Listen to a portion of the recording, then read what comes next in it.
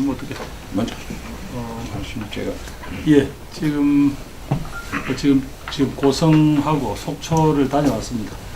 역시 그 지역에 제가 가장 영북이라고 표현하는 그 지역에서 가장 어려운 점은 예전에 지난번 이 남북 관계가 경색되면서 그동안 의욕적으로 추진됐던 그 금강산 관광 개발이라든가 혹은 설악권 관광단지 등등이 전반적으로 위축 정도가 아니라 그게 사실상 고사된 상태. 그 다음에 설악권도 여러 가지 다른 인프라라든가 혹은 사회경제적 조건들 때문에 많은 어려움을 겪고 있다는 이야기를 시장님들로부터 말씀을 드렸습니다.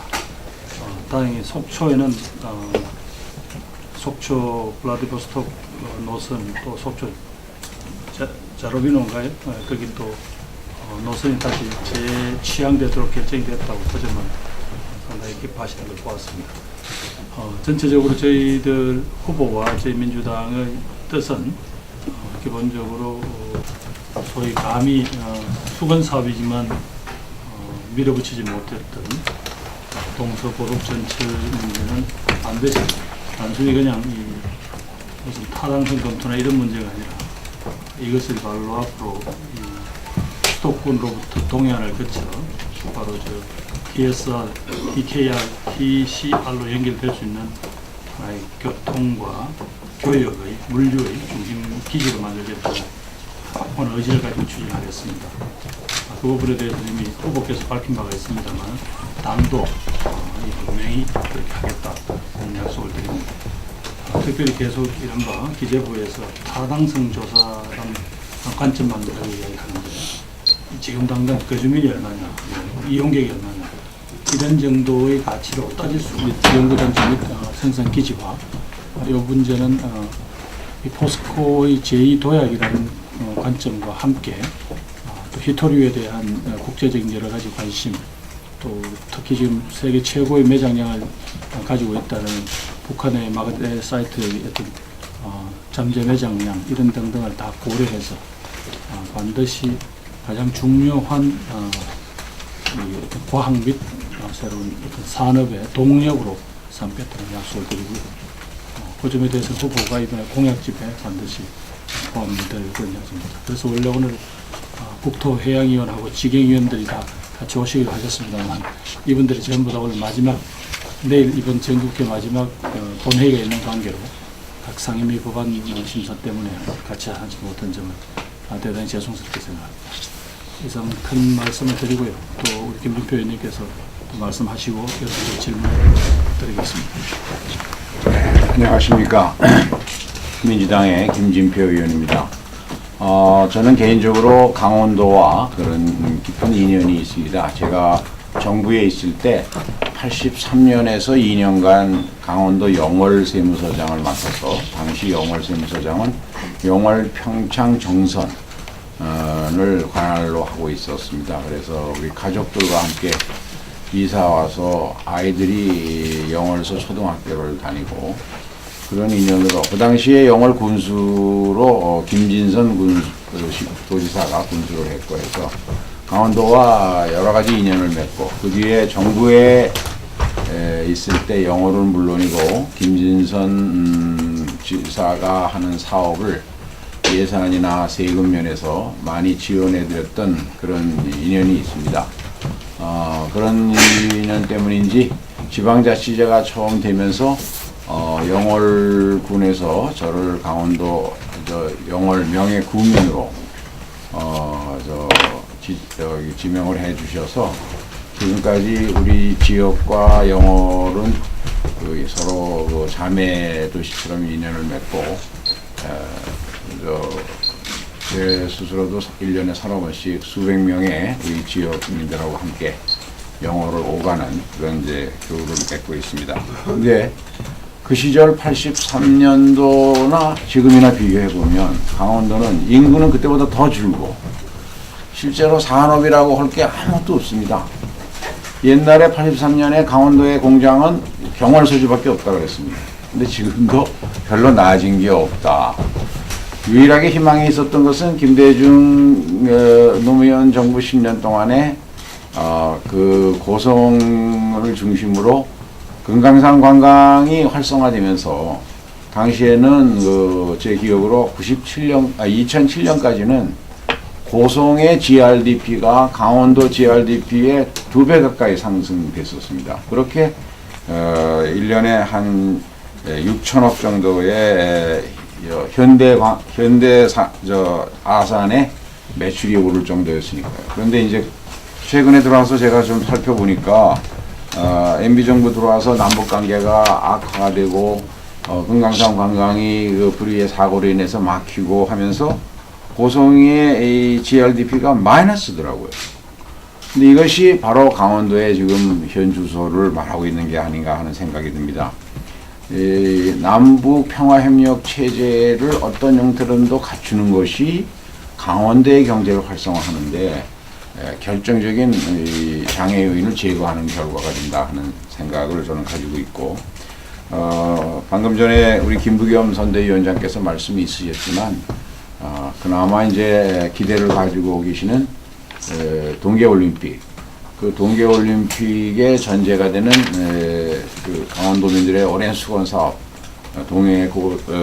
동서고속철을 비롯한 각종 도로와 철도 투자 문제는 저도 강원도의 그런 인연 때문에 우리 당의 이 동계올림픽 지원 사업단장을 맡아서 저희 당으로서는 지난 50년간 우리 대한민국 국민의 관광 그런지를 제공하기 위해서 개발을 억제당하고 그로 인해서 피해를 받아온 강원도에 우리 국민들이 모두 평창 동계올림픽을 성공적으로 치르기 위해서도 적극적인 지원이 필요하다. 그리고 그것이 국토의 균형 개발을 위해서도 바람직하고 또 우리 문재인 후보는 우리 민주당의 정책이 그렇습니다만은 남북 평화협력을 통해서 우리의 모든 수송로가 TSR, TCR로 유럽으로 철도로 연결되는 철도로선으로 갈 때는 그것이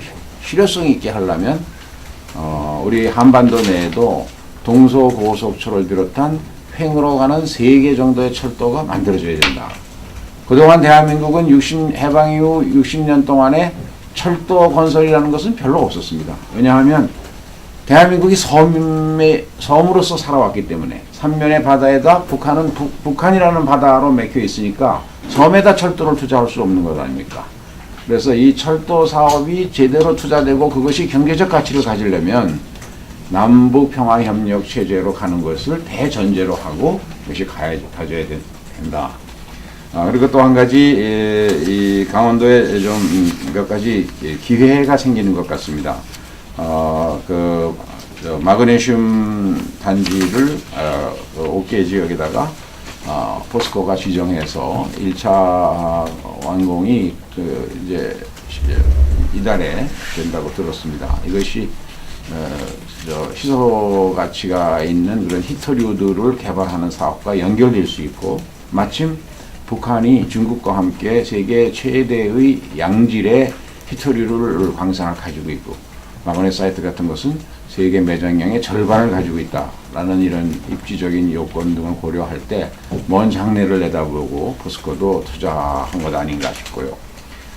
그리고 우리 그 에너지 자원이 태부족하고 세계 10위의 에너지 소비권으로서 러시아의 풍부한 그 매장량을 갖고 있는 그런 LNG 기지를 MB정부에서도 지금 러시아와 협력을 통해서 북한을 경유해서 오는데, 그 노선은 아마도 삼척동의 그 지역으로 올 수밖에 없다. 그것이 최단거리이기 때문에 그렇게 되면 이 지역이 동해안 그 평화의 공단을 만들어서 몇 개의 그 포스코 마그네슘 재련단지와 한국지질자원연구원의 리튬 생산 플랜트 문제, 또 영풍광업의 아연 재련단지, 이런 것들을 하나로 합쳐서 하나의 이런 자원 클러스터와 에너지 클러스터를 만들어서 강원도의 낙후된 경제 발전에 큰 계기가 마련되어야 되지 않겠느냐 하는 생각을 우리 당의 지역 공약으로 지금 검토하고 추진할 그런 생각을 가지고 있다 하는 말씀을 드립니다. 또 언론인 여러분의 질의 속에서 같이 이야기하도록 하겠습니다. 질의해 주실 질의. 금강산 관광 말씀하셨는데요. 금강산 관광은 한 4년 정도 지금 중단돼 있는데 그동안 이제 재개하기 위해 가지고 사과가 뭐 먼저 전제돼야 된다 뭐 이런 얘기들이 많았지 않습니까? 그럼 민주통합당에서는 앞으로 금강산 관광을 어떤 방식으로 다시 재개하고 풀어나가실지 그 구체적인 계획이 우선 이제 저희 후보가 기본적으로 이제 남북 문제를 지난번에 혹시 기자회 간단히 보셨으면 좋겠습니다만 어떻게 풀 겁니까? 이러니까 저는 그냥 풀지 않겠습니다. 그래서 다 긴장했더니 획기적으로 진전하겠습니다라고 이야기를 했습니다. 그것은 결국 남북 문제를 풀어가는데 항상 정치 군사적인 문제를 우선시한 지금까지의 태도로서는 풀 수가 없다. 그래서 이제 우리 후보가 내놓은 말씀이 남북 경제연합의 관점에서 풀어가겠다. 북한에게 실질적인 이득이 될 수 있는 방안을 제시함으로써 북한의 신정권이 말하자면 유혹이라고 제가 표현 죄송합니다. 말하자면 매력을 느낄 수 있게끔 이렇게 자락을 깔아주겠다라는 그런 관점입니다. 이렇게 되면 결국은 남북 대화가 시작될 겁니다. 금강산 관광 문제를 소위 서로가 서로에게 무슨 이제 책임을 전가하듯이 사과 먼저 해라 아니면 뭐 우리는 그거 할 게 없다 이런 식의 문제가 아니라 얼마든지 풀어갈 수 있는 계기는 있다는 거죠. 그렇게 해서 금강산 관광에 대한 그동안 어떤 마켓들과 그동안 북한이 그동안 약간은 감정 섞인 보복적 조치라든가 이런 문제를 풀어갈 실마리를 풀어나가겠습니다. 얼마 전에 현대아산 아마 관계자들이 그 금강산 현지를 다녀온 것으로 알고 있습니다. 아마 이런 것들도 뭔가 어떤 기초적인 상황을 파악하는 데는 도움이 될 것 같고요.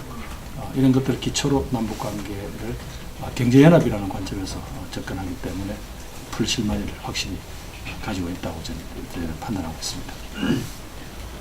제가 좀 보완을 드린다면은 금강산 관광이 양쪽에 그렇게 서로 간에 이익이 되는 방향으로 활발하게 추진되다가 남북 관계가 기본적인 관계가 문제가 되는 상황에서 북은 우발적인 사고라고 그러고 우리는 이게 단순히 우발적인 사고만은 아니지 않느냐는 의심을 아마 MB 정부에서 하는 것 같은데 금강산 관광의 그 사고로 인해서 그거로 그냥 동결되고 얼어붙어서 아무것도 없어졌거든요. 그래서 남북 관계의 특수한 상황을 고려해 보면 우리 문재인 후보께서 또 말씀하신 것처럼 정치적으로 이러한 것들을 풀어나가는 어떤 큰 어떤 결단이 필요하지 않겠는가. 왜냐하면 개성공단도 지금 굉장히 교착 상태를 면하지 못하고 있어서 문재인 후보가 왜 취임을 가능하면 첫 해에 남북 간의 대화로 물꼬를 트겠다고 했으니까 그런 조치들이 가시적으로 있으면서 서로 간의 경제연합으로서의 이 실질적인 교류가 가능해지리라고 생각합니다. 그 전에 그 노무현 정부 때도 그런 그 제안들이 나왔었는데요. 그 동해 남북 공동어로 수역을 조성을 해서 그 어족자원 감소 문제를 좀 해결하겠다. 지금 실제 그 중국 어선들이 북한 동해 수역에 들어가서 그 회유성 어종들을 마구잡이로 잡아서 강원도 동해안 어민들이 상당히 피해를 많이 받고 있거든요. 그런 부분들도 뭐 고려가 지금 검토가 되고 있습니까? 예, 지금 저희들이 안 그래도 뭐 고성 속초 지역에서 들었던 그 민원이 사실상 동해안에 고기가 잡히지 않는다. 그 풍부한 어장이 가장 큰 이유는 회기성 어류에 대한 이 중국 어선들이 북한 해역 수역에서 그 싹쓸이를 하고 있기 때문에 뭐 그분들을 어족 자원의 보호라든가 이런 관점이 없기 때문에 그냥 북한의 원산항을 자기들이 일종의 생산 전진 기지로 해서 그냥 다 쓸어가고 있다라는 말씀을 아까 들었습니다. 결국 이 문제는 남북 간의 어떤 협상을 통해서 예를 들면 뭐 도로 협정 같은 걸 통하면 얼마든지 우리가 접근할 수 있거나 혹은 북한들이 자기들이 잡은 어족을 남한에서 살 수 있게끔 판매할 수 있는 길을 뚫거나 이건 분명히 조금만 노력하면 개선이 가능한 부분입니다. 그래서 지금처럼 일방적으로 중국 배한테 이버료를 조금 받고 북한이 어장을 다시상 내준 꼴이 됐고 그 결과가 어족 자원의 보호라든가 이런 거 미래를 고려하지 않는 거의 뭐 이 말하자면 밑바닥까지 다 끌어가는 이런 식의 여러 행위를 뭐 중지시킬 수도 없고 이런 이야기를 들었습니다. 이 문제도 아까 말씀하신 대로 특히 요번에 서해안의 공동어로 구역을 제안했던 14 공동성명에 여러 가지 정신이 있습니다.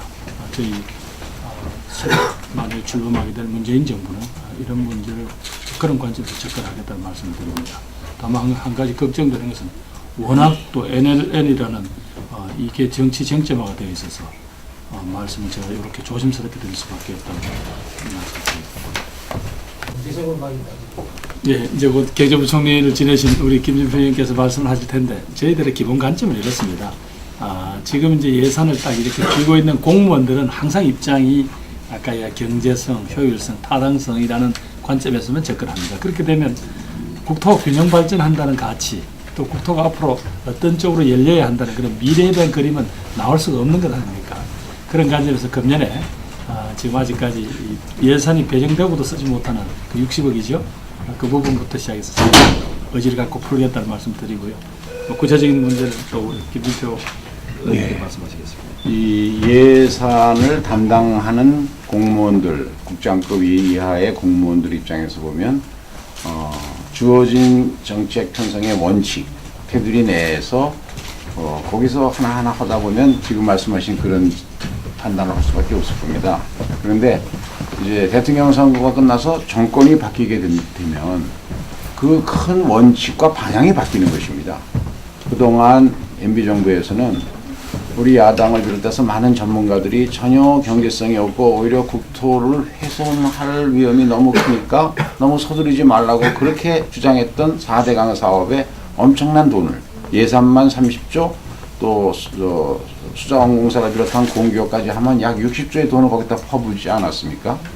아마 다음 정권에 어떤 정권이 집권하더라도 거기에 이제는 그렇게 투자는 안 할 겁니다. 그러면 재원은 예산 지출의 예산 편성의 우선순위를 어떻게 바꾸냐에 따라서 달라지는데 우리 민주당이 정권이 집권하게 되면 남북 평화 협력 체제라고 하는 것은 동북아시아 정세에서 국가를 경영하는데 반드시 필요한 것이고 그것을 통해서만이 우리가 현재 G20에서 G7 선진국으로 갈 수 있는 발판을 마련할 수 있기 때문에 이건 미래를 보고 동서고속철은 투자할 가치가 있다고 당이 판단하고 있습니다.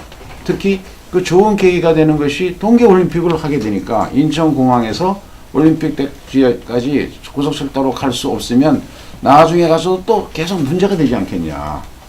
그런 점에서 이 부분은 당장 눈앞에 어떤 그런 요인을 고려할 일이 아니라 좀 내다보고 선도적인 투자가 필요하다. 그런 생각입니다. 근데 지난 정부에서 기재부 장관까지 하셨지 않습니까? 네. 그렇다면은 그 공무원의 속성을 그동안에 많이 파악하셨을 텐데 지금 그런 일이 반복되고 있는 상황 아닙니까? 그걸 획기적으로 고칠 수 있느냐는 그 문제가 벽에 있습니다. 공무원들은 주어진 정책 방향 속에서 세부 실행 계획을 짜는 사람들이니까 우리 당이 집권을 하게 되면 문재인 후보가 대통령이 되게 되면 근본적인 예산 편성 방향이 바뀌니까 그건 자동적으로 바뀌게 된다는 말씀이죠. 조금 잠깐 질문하시는 중간에 조금 보태면 제가 이제 후보께 영동을 지금 오늘 방문하는데 특히 뭐 아까 강릉은 그나마 어떤 새로운 전망이나 이런 비전이 있는 게 있는데 나머지 지역이 뭐 좀 없겠습니까? 특히 지난번에 원전 유치 가지고 주민 소환 운동까지 벌어졌던 동해시까지 가야 되는데 어떻게 하면 좋겠습니까? 이랬더니 뭐 제 성질을 알지 않습니까? 그거 뭐 자꾸 될지 안 될지 모르는 자꾸 공수표 남발하지 말고 지금 뭐 하다가 도로도 중간에 하다가 예산도 제때 안 나와서 끊쳐 있고 뭐 하는데 지금까지 책정된 어떤 약속은 반드시 지킬 거라고 문재인이 그렇게 살아왔다고 좀 전에 다 그 말씀을 드리던데 그리고 좀 뭐 화끈한 거 없냐 그랬더니 그분이 뭐 성격이 화끈하지는 않더라고요. 그거 좀 이해해 주십시오. 그 약속된 그 사업을 진행한다는 거와 관련해서 여쭙겠습니다. 그 보통 정권 교체가 되어지면 그 전 정권에서 해왔던 큰 사업 같은 것들은 배치로 축소되어지고 좀 예산 문제 같은 것들이 좀 그런 경향이 있는데 강릉도 지금 뭐 동계 올림픽이 있고 또 뭐 아주 큰 사업이 대형 사업이 많은 것 같은데 이게 정권 바뀔 때 혹시 뭐 좀 그 악영향을 미칠 가능성은 좀 없지 않나요? 어떻습니까? 계속 그 MB 정권에서 그러니까 진행되었던 것들 그대로 승계해서 진행하십니까? 지도자들이 어떤 철학을 가지고 이제 그동안 그분들이 살아오시고 또 정치를 해오셨냐에 달려있는 문제일 텐데 아마 저희들은 감히 그 문 후보는 적어도 자기가 쉽게 약속을 하진 않지만 한 약속들 또 아까 말씀하신 대로 본인이 하진 않았지만 대한민국 정부가 국민에게 한 약속입니다. 예를 들면 심대하게 이 문제가 오류가 있다고 생각한다면 아마 그것도 일방적으로 중단하는 이런 방식보다는 아마 어떻게 이 지역의 해당 국민들의 이런 분들하고 설득을 통해서 혹은 바꾸면 바꿀 여지가 있는 건지 없으면 약속을 꼭 지키고 이행을 하는 계획을 더 구체화한다든지 이렇게 해나갈 겁니다. 뭐 이 문제는 혹시 지금 그 예상되어지는 뭐 좀 바뀔 만한 사업 같은 것들 있습니까? 동계올림픽은 제가 생각하기에는 동계올림픽을 위해서 필수적인 사업들, 아까 말씀드렸던 동서고속철이나 이런 것들은 당연히 계획대로 추진될 겁니다. 그 좀 전에 그 원전 말씀하셨잖아요. 네. 지금 그 삼척 지역에서는 그것 때문에 시장 김민소환 투표까지 했었는데 민주당은 그러면 그 원전 건설에 대해서는 어떤 입장을? 후보 입장 분명히 하시죠. 신규는 절대로 짓지 않겠다는 겁니다. 지금 현재 진행 중인 것들은 건설하되 수명이 다 된 것부터 대체 에너지화 하겠다는 입장 분명합니다. 더 이상 신규는 더 이상 건설하지 않겠다. 삼척 원전은 짓지 않겠다는 말씀이죠. 삼척이라고 구체적으로 찍으시진 않으셨습니다만 그 입장을 분명히 되풀이하셨습니다. 아직 착수는 안 했으니까 뭐 건설 성공한 건 아니니까. 그렇게 보시면 됩니다. 삼척을 신규 원전으로 보는 거예요? 그러니까? 지금 이제 그 문제는 명확히 하지 않으신데 우선 에너지 정책 자체를 아까 말씀하신 대로 모든 에너지를 이명박 대통령 정권은 전부 다 이 원자력이 말하자면 가장 청정 에너지다라는 관점에서 접근해 왔는데 그건 저희들은 분명히 다릅니다. 그래서 따라서 신규는 더 이상 건설하지 않겠다는 입장을 분명히 하겠습니다. 바꾸도 얘기하게 되면 설정 원전에 신기한 건설 안 하겠다는 얘기밖에 안 해요. 삼척이 지금 저는 정확하게 모르는데 어느 단계까지 추진되고 있나요? 지금 예정구역 후보지 고시가 됐죠. 후보지죠. 네, 후보지 고시가 되고. 다음 지금 저희들 지금 이 에너지 관련해 가지고요. 지금 국가적으로는 굉장히 지금 전력난에 지금 봉착해 있고 또 지역적으로는 화력발전소나 원전이나 이런 게 지금 계속 뭐 이쪽 추진이 되면서 뭐 기대하고 또 우려 뭐 이런 게 지금 교차하고 이런 상황이거든요. 그 에너지 대책을 앞으로 민주당이 만약에 집권하게 되면 어떻게 추진해 나갈 것인지 그 부분에 대해서 좀 종합적으로 말씀. 예, 그 총괄적인 대책은 저희들 꼭 공약집을 내겠습니다만 어떻게 생각하십니까? 일본은 지난번 쓰나미 사태 이후로 일본의 전체 원전에 얼마를 중지시키는데 일본이 어떻게 유지해야 되죠? 결국 에너지라는 것은 우리가 생활하는 패턴이라든가 어떤 산업의 패턴이라든가 조정할 여지는 상당히 있다는 뜻입니다. 그렇다고 일본 경제가 지금 수독되지 않았거든요. 그래서 너무 그냥 소비가 계속 장려되는 이 에너지에 관한 국민들의 태도라든가 문화, 산업의 구조 등에 대해서 우리가 근본적인 이제는 접근해 볼 때가 되었습니다. 아무리 지원해도 못 따라가지 않습니까? 그런데 일본이 지금 현재 보여주는 어떤 예는 우리한테 시사점이 크다고 생각합니다.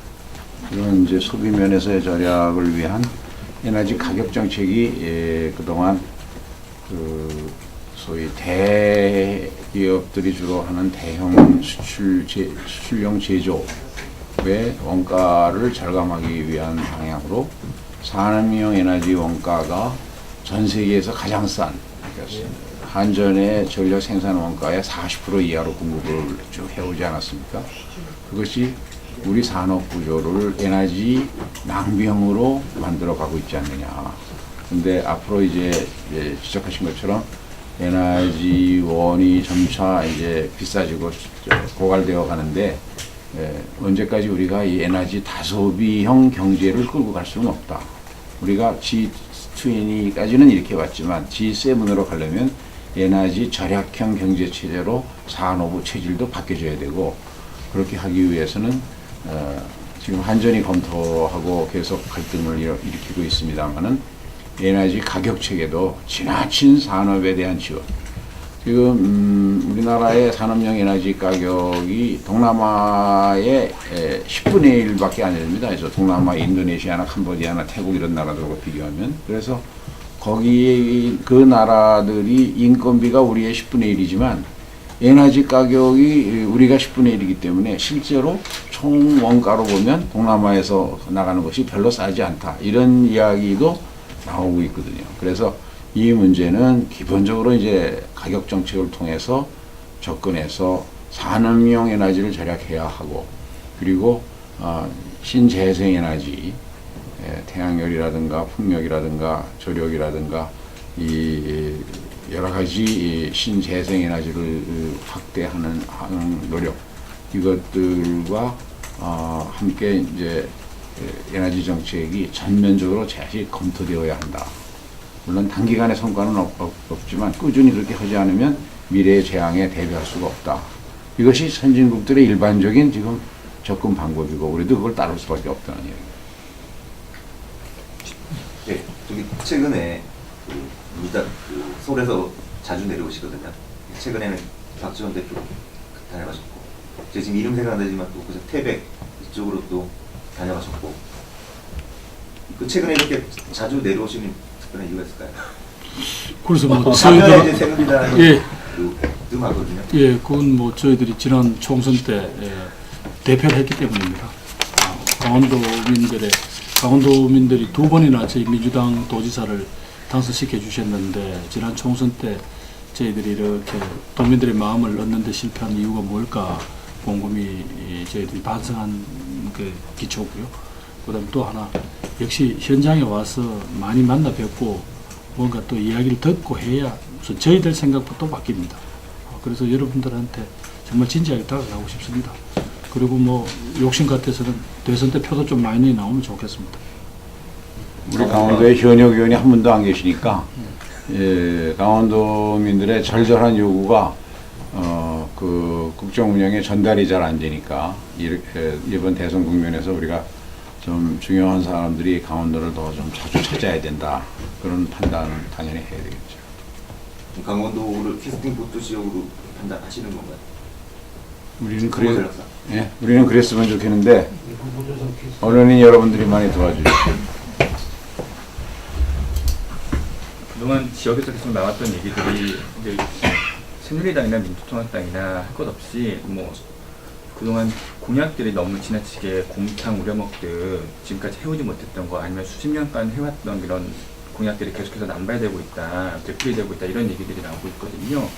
그래서 민주통합당에서는 어떤 강원도를 위한 새로운 공약, 아니면 새로운 어떤 뭐 선거 정책, 아니면 정책, 이런 것들을 뭐 새로운 거 내세우실 만한 것들이 있나요? 좀? 아니면 그걸 좀 갖고 오셨나요? 지난번에 후보가 그 11월 1일 날 오셨죠. 그때 약속하셨던 대로 이 강원도가 결국 남북 협력 성장 특별 지역 같은 이런 지위가 부여돼 가지고 거기에 걸맞는 국가 투자의 원칙을 삼겠다 하는 그런 관점에서 접근하겠습니다. 그냥 뭐 해주겠다 이런 관점이 아니라, 이 지역은 이런 국가에서 국토 내에서 이런 역할을 감당해야 될 지역이기 때문에 아까 우리가 가난의 소실을 줄이겠지만 이런 꼭 필요한 소실은 여기는 투자를 하겠다. 또 그 남북 관계를 어떤 풀어가는 하나의 전초기지이기 때문에 아까 DMZ라든가 이런 지역을 잘 활용하는 새로운 관점에서 접근하겠다. 이렇게 설득을 해나가겠습니다. 결국 국민의 예산이라는 국민의 살림을 쓰는 문제입니다. 그래서 서로 국회의원들이 자기 지역에 많이 가져가야겠다, 이런 관점에서 이제 접근하면 안 될 것 같습니다. 그 지금 특별 구역이라는 게 전에 그 최문순 지사가 이야기했던 뭐 특별 자치도라든지 뭐 이런 것도 다 포함되는 개념입니다. 특별자치도라는 게 이제 결국 제주도에 처음 우리가 한번 도입을 해봤는데 상당한 정도 재량권을 주겠다라는 어떤 지위를 부여했습니다만 실제로 잘 안 되고 있습니다. 여러 가지 뭐 행정 관습이라든가 이런 것 때문에 오히려 그런 것보다는 이 지역에서 특별하게 우리가 관심을 갖고 국가적인 어떤 투자 지원 뭐 이런 걸 할 수 있는 일종의 근거라고 할까, 그런 걸 마련하겠다는 뜻이고, 물론 이 지역 행정을 맡고 있는 강원도지사 의견이 중요한 건 틀림이 없습니다. 그러니까, 최, 그, 지사의 그 특별자치도의 과격 개념입니다. 조금 그거는 이제 특별자치도를 말씀하실 때는 이제 이 강원도가 그만한 특별한 지위를 갖는 거고요. 요거는 그런 개념하고는 좀 다른 것 같습니다. 지난번 그 문 후보가 오셨을 때 보니까 그러니까 뭐 고성 이 접경 지역에 있는 그 강원도를 이제 어떤 그 별도의 그 권한을 부여해가지고 그 제주 같은 형식으로 이제 한번 추진하겠다고 분명히 말씀하신 것 같아요. 그런데 그거를 아마 이렇게 표현한 것 같습니다. 강원도 전체는 남북 그 협력성장 특별지역이 되고 그 지역에는 아까 말씀드린 대로 지금 고성에서도 그런 어떤 요구를 받았습니다만은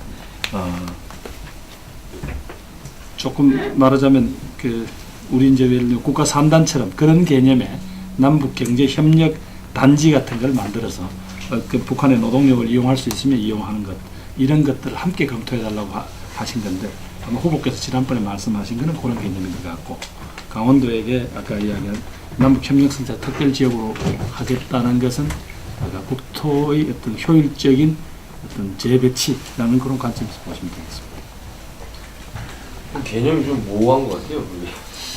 지금 요건 죄송한 이야기인데 이제 공약집이 이제 요 며칠 내로 나오거든요. 근데 사실은 지금 모든 당의 역량들이 이 후보 단일화에 거기 다 매달려 있어서 저희들이 조금 더 관계된 자료를 더 구체적으로 챙겨오지는 못했습니다. 그게 지금 그 아까 말씀하셨던 그뭐 제2개성공단 개념 지금 계속 남북 어떤 교류 협력의 거점 지역으로 만들겠다는 어떤 큰 틀은 얘기가 되는데 예. 그걸 어떻게 실현할지에 그러니까 이제 저희들이 왜 이제 거기 자신이 없는가 하면 개성공단도 지금 제일 문제가 뭔가 하면요. 확장을 하려고 해도 노동력이 더 이상 없습니다.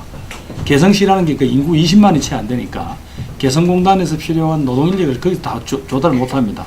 그렇다고 북한이라는 게 이 거주진의 자유가 저희들이 보기엔 아직까지 그게 안 되니까 우리처럼 출퇴근 개념이나 이런 게 제한되어 있잖아요.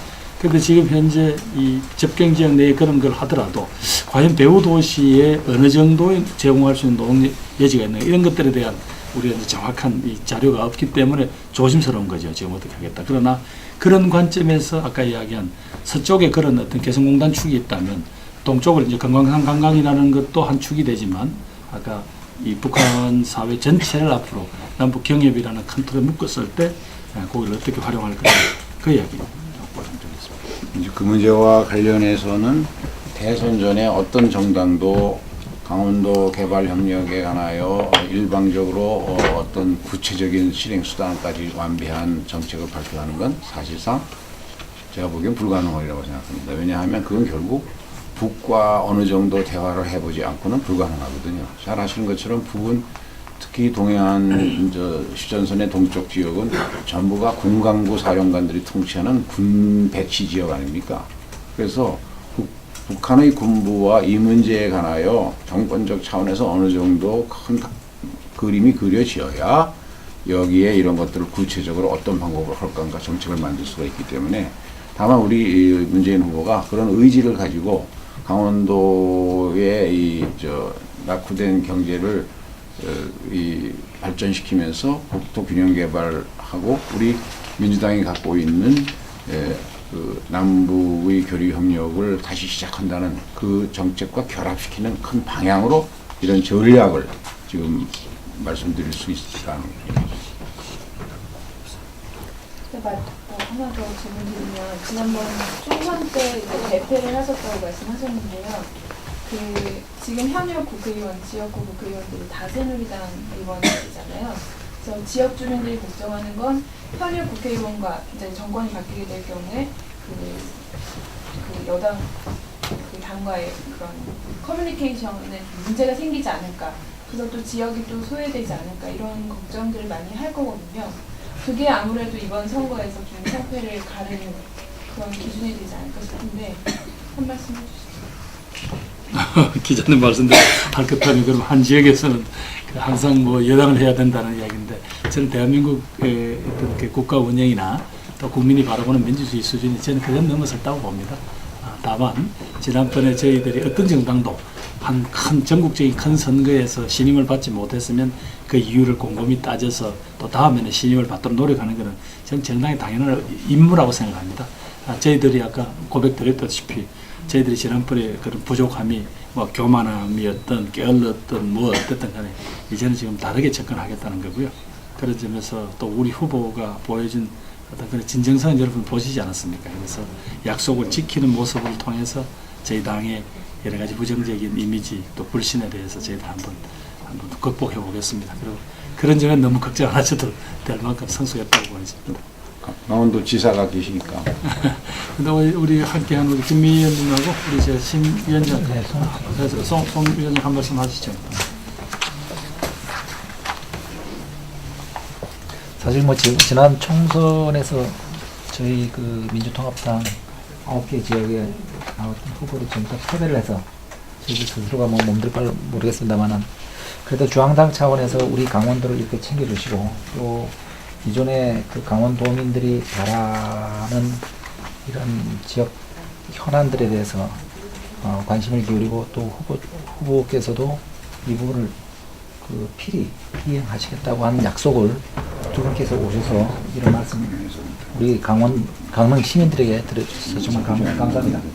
제가 좀 덧붙여서 좀 말씀드리고 싶은 것은 지금 그 원주 강릉 복선 전철도 그렇고 또 동서 고속 전철도 그렇고 지금 이게 여객 전용으로만 할 경우에는 타당성이 없다라는 이런 식으로 그 논리가 흐르는 것 같습니다.